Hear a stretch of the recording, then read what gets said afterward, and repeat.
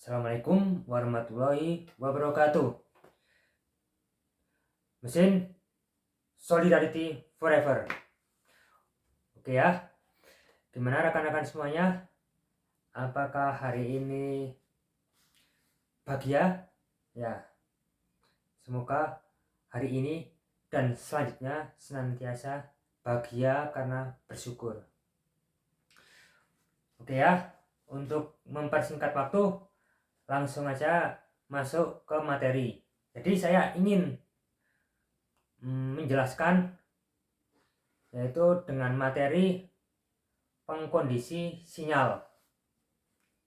Nah, yang pertama, sensor tidak bisa langsung dihubungkan ke perangkat perekam, monitor, dan pemroses sinyal. Karena apa?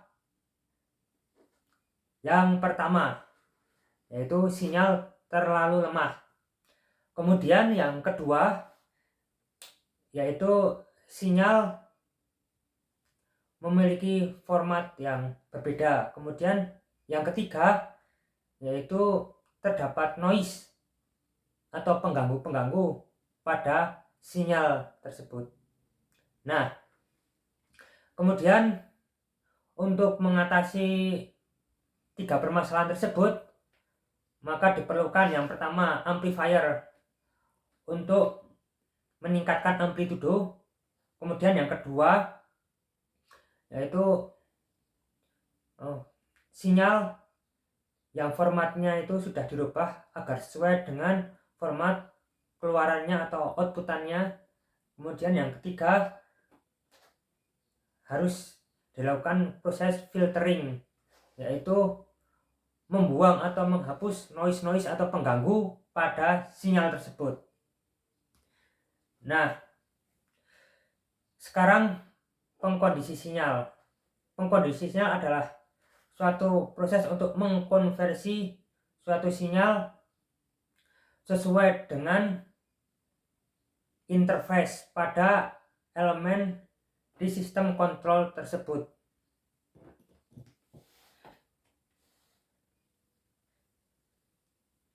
Jadi di dalam lingkungan, contohnya itu temperatur sangat fluktuatif ya.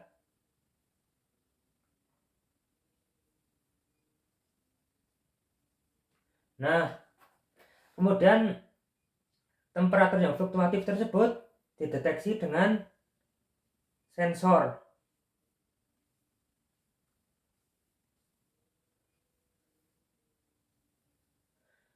Hasil dari sensor tersebut masih sangat tidak presisi, banyak pengganggu-pengganggunya.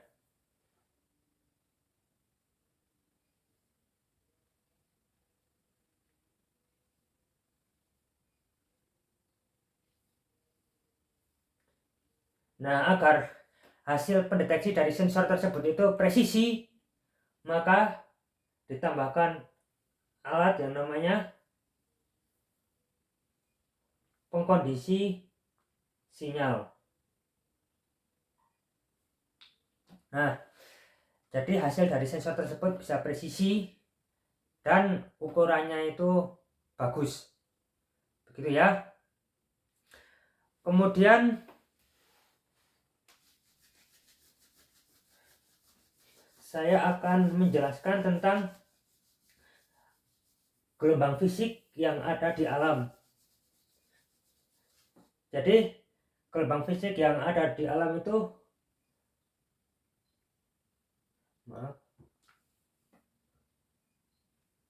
bentuknya seperti ini ya. Nah, kemudian dideteksi dengan sensor, maka gambarnya seperti ini.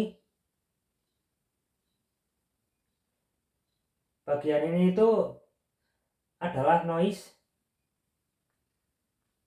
jadi menyebabkan gelombang tersebut tidak rata ya. Kemudian dilakukan pengkondisi sinyal, ini seperti ini ya. Nah, hasil dari pengkondisi sinyal bisa dirubah ke digital dari analog ataupun ke analog dari digital. Nah, hasil pengkondisi sinyal tersebut juga bisa dirubah sesuai dengan outputannya. Misalnya aplikasi software atau driver software.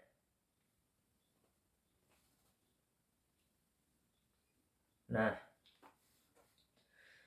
sampai materi ini rekan-rekan semuanya paham ya? Ya, semoga paham. Oke, saya akan melanjutkan ke materi berikutnya.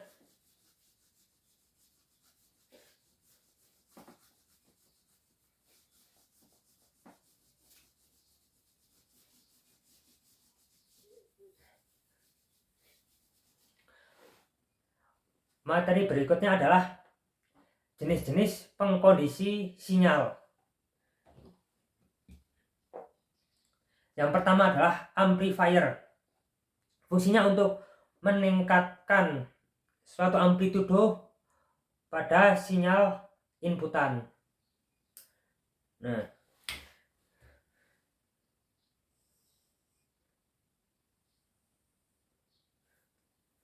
ini voltase ya.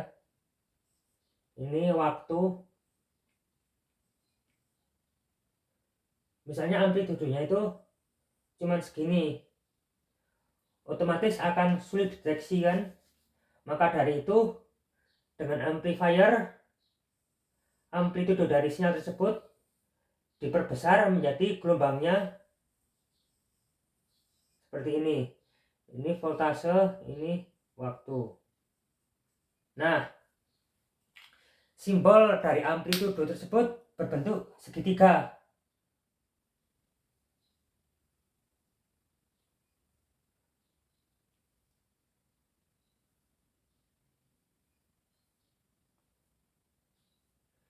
Di sini EI atau tegangan inputan, di sini EO tegangan outputan, kemudian di sini ES atau tegangan catu daya. Kemudian yang kedua adalah peredam. Fungsi dari peredam yaitu menurunkan amplitudo pada sinyal inputan.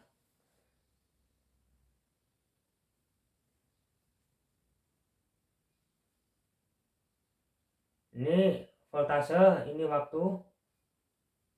Misalnya amplitudo tersebut melebihi dari 10 volt. Maka dari itu dilakukan proses peredaman agar amplitudo dari sinyal tersebut menjadi lebih kecil. Nah, seperti itu. Kemudian yang ketiga adalah filtering. Fungsi dari filtering tersebut adalah membuang noise-noise yang ada pada gelombang tersebut. Contohnya,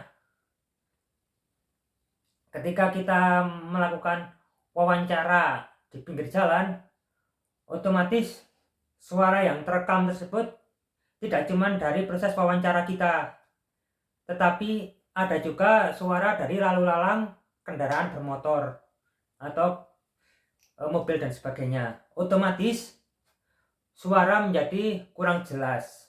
Nah, untuk memperjelas suara wawancara kita, makanya noise-noise seperti suara kendaraan tersebut harus di-remove atau dihapus.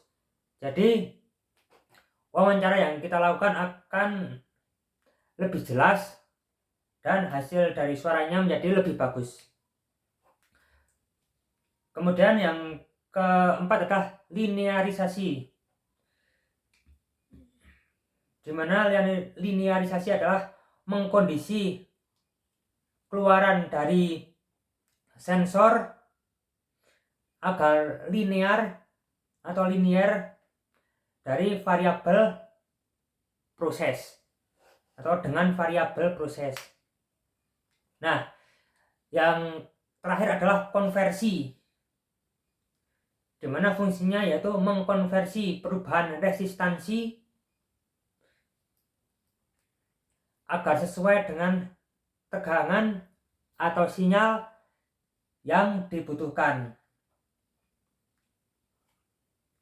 Oke ya, materi kita pada kali ini saya cukupkan sekian. Semoga rekan-rekan semuanya paham dengan apa yang saya sampaikan, dan ilmu yang saya sampaikan semoga bermanfaat, terutama untuk saya sendiri dan rekan-rekan semuanya. Mohon maaf apabila dalam penyampaian masih banyak kekurangan. Saya cukupi terlebih dahulu. Wassalamualaikum warahmatullahi wabarakatuh.